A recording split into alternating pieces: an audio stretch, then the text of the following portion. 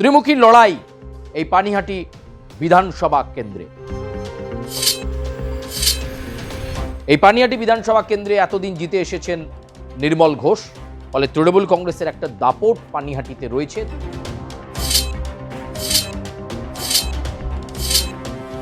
সুবিচার পাওয়ার জন্যই তিনি সরাসরি প্রত্যক্ষ রাজনীতিতে দাঁড়িয়েছেন এবং তিনি বিশ্বাস রাখেন যে একদিন সুবিচার আসবে।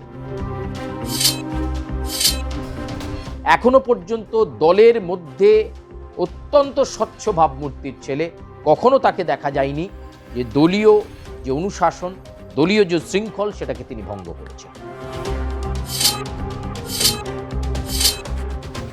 নমস্কার, আমি সুচারু, আপনাদেরকে স্বাগত জানাই দাদা দিদির রাজনীতির এই প্ল্যাটফর্মে। আর দাদা দিদির রাজনীতির প্ল্যাটফর্ম মানেই আপনারা জানেন গুরুত্বপূর্ণ প্রতিবেদন আমরা আপনাদের সামনে রাখি।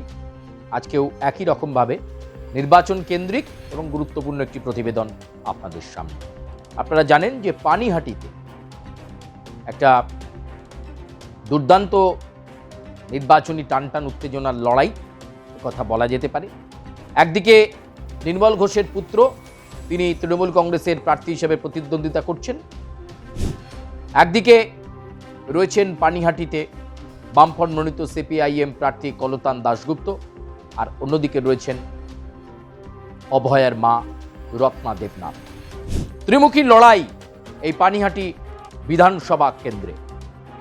সেই পানিহাটি বিধানসভা কেন্দ্রের টেম্পারমেন্টটা কোন জায়গায়?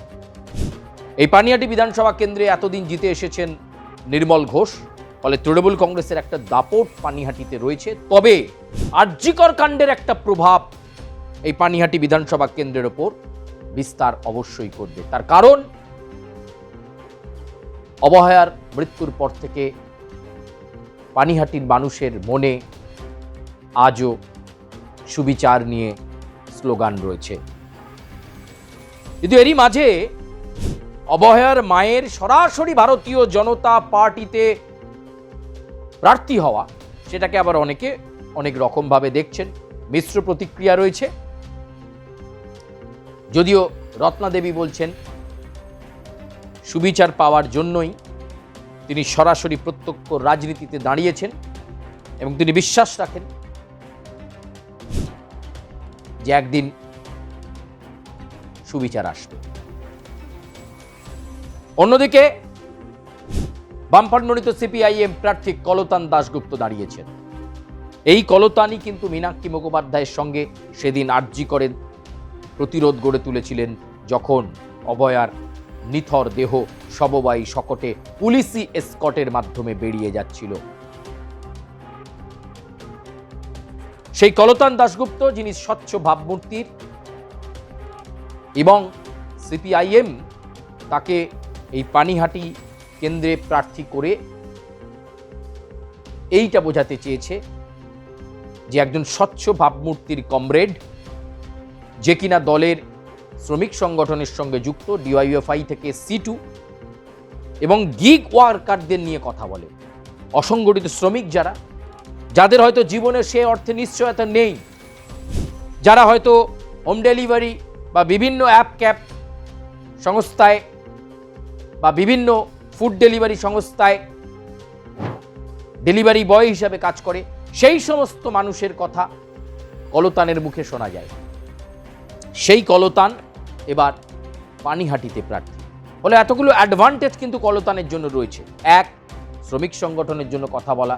2, গিগ ওয়ার্কারদের জন্য কথা বলা। 3, এখনো পর্যন্ত দলের মধ্যে অত্যন্ত স্বচ্ছ ভাবমূর্তির ছেলে, কখনো তাকে দেখা যায়নি যে দলীয় যে অনুশাসন, দলীয় যে শৃঙ্খল সেটাকে তিনি ভঙ্গ করেছেন।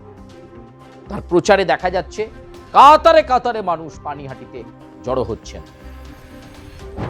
ফলে তুল্যমূল্যভাবে এই কেন্দ্রে এবারে একটা চিত্তাকর্ষক লড়াই দেখা যাবে। একদিকে নির্মল ঘোষের প্রভাব এবং শাসক দল তৃণমূল কংগ্রেসের প্রভাব। নির্মল ঘোষের পুত্র এবার পানিহাটি বিধানসভা কেন্দ্র থেকে তৃণমূল কংগ্রেসের প্রতীকে লড়াই করছে, ছেলেও স্বচ্ছ ভাবমূর্তির। অন্যদিকে রত্না দেবনাথ, যার সঙ্গে রয়েছে অভয়ার সেন্টিমেন্ট। মানুষ কি জবাব দেয় সেটা দেখার, যে ভোট বাক্সে বা ইভিএমে কতটা প্রতিফলিত হয়। আর অন্যদিকে রয়েছেন কলতান দাশগুপ্ত, যিনি সিপিআইএম এর প্রার্থী তিনি কিন্তু বলছেন, আমি সেদিন রং দেখিনি, আমি সেদিন কালার দেখিনি, আমি সেদিন একটি অসহায় পরিবারের পাশে দাঁড়ানোর জন্য সেদিন অবহেলার সেই সমবায়ী শকটকে রুখে দাঁড়িয়েছিলাম আরজি করের বুকে। আমি জানতাম না যে ওর পরিবারের সদস্য কোথায় জয়েন করবে বা কোন রাজনৈতিক দল থেকে প্রার্থী হবে। আগামীতেও কলতান দাশগুপ্ত দাঁড়াবেন অসহায় মানুষের পাশে, এই স্লোগানকে সামনে রাখছেন কলতান। তাই কিছুটা হলেও অ্যাডভান্টেজে পানিহাটিতে এগিয়ে রয়েছে কলতান দাশগুপ্ত।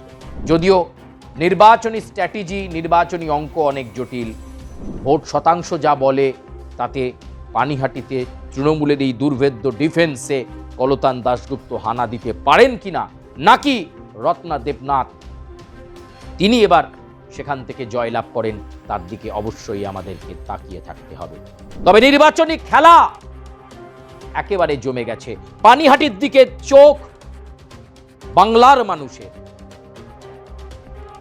ফলে প্রিয় দর্শক, আপনারা কি মনে করছেন এই পানিহাটি বিধানসভা কেন্দ্রে কি হতে চলেছে? তৃণমূল কংগ্রেস, ভারতীয় জনতা পার্টি নাকি বামফ্রন্ট মনোনীত সিপিআইএম প্রার্থী, কে জয়লাভ করবে? আপনারা আপনাদের মন্তব্য দাদা দিদির রাজনীতির এই প্ল্যাটফর্মে খোলা মনে রেখে যান। আর কোন কোন রাজনৈতিক প্রতিবেদন আপনারা দেখতে চাইছেন সেটা আপনারা জানাবেন। আমরা চেষ্টা করব আপনাদের কাছে সেই ধরনের প্রতিবেদন তুলে ধরার জন্য। পানিহাটির মানুষ কি বলছে হয়তো সেটা পরিষ্কার হয়ে যাবে 4 মে। যদিও অভয়ের মাকে প্রচারে নেমে অনেক ক্ষেত্রেই হেনস্থা হতে হয়েছে, রত্না দেবনাথের চোখে জল দেখা গেছে, কিন্তু তিনি বলেছিলেন যে এই সরাসরি প্রত্যক্ষ রাজনীতি দলের হয়ে প্রার্থী না হলে আগামীতে লড়াই করা কঠিন হবে। তার মানে তিনি বলছেন রাজনৈতিকভাবে সুবিচার আসবে। দেখা যাক কি হয়, কোন দিকে পানিহাটির মানুষ কথা বলে। প্রিয় দর্শক, আপনারা আপনাদের মন্তব্য জানাবেন দাদা দিদির রাজনীতির প্ল্যাটফর্মে। প্রতিবেদন আজকের মতো এ পর্যন্তই। আপনাদের সঙ্গে আবার দেখা হচ্ছে অন্য কোনো প্রতিবেদন নিয়ে খুব দ্রুত। তবে পানিহাটির এই জটিল অঙ্কে জয় কার, তৃণমূল, বিজেপি নাকি বামেদের? আপনারা আপনাদের সুচিন্তিত মতামত জানাতে কিন্তু ভুলবেন না। আপাতত আজকের মতো এ পর্যন্তই। আপনাদের সঙ্গে অন্য কোনো প্রতিবেদন নিয়ে দাদা দিদির রাজনীতিতে আবার দেখা হচ্ছে অত্যন্ত দ্রুত কিংবা খুব শীঘ্রই। ধন্যবাদ।